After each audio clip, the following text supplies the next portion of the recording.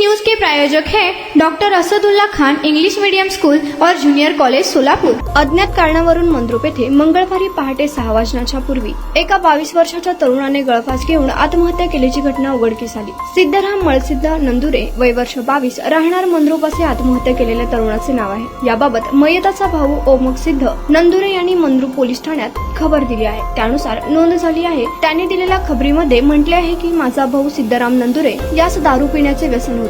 तो सिंधू शिंगडगाव यांच्याकडे काम करीत होता। आज मंगळवारी सकाळी 6 वाजता सिंधू शिंगडगाव याने मला फोन करून कळविले की तुझा भाऊ सिद्धराम याने खोडे यांच्या शेतातील चिंचेच्या झाडाला दोरीने गळफास घेतला आहे। तेव्हा मी लगेचच तेथे जाऊन पाहिले असता माझा भाऊ सिद्धराम नंदुरे हा चिंचेच्या झाडाला फांदीला दोरीने गळफास घेऊन लटकत होता। त्यानंतर मी रमेश जोडमोटे व इतर लोकांच्या मदतीने त्यास खाली उतरवून आम्ही त्यास उपचारास मंद्रुपच्या ग्रामीण रुग्णालयात दाखल केले असता डॉक्टरांनी तपासून तो उपचारापूर्वीच मयत झाल्याचे सांगितले। त्यानुसार अज्ञात कारणावरून चिंचेच्या झाडाला दोरीने गळफास घेऊन सिद्धराम नंदुरे हा मयत झाल्याची खबर भाऊ ओमकसिद्ध मळसिद्ध नंदुरे यांनी पोलिसात दिली। याची नोंद मंद्रुप पोलीस ठाण्यात झाली असून अधिक तपास पोलीस करत आहेत। नारायण घंटे, लोकप्रधान न्यूज, मंद्रुप।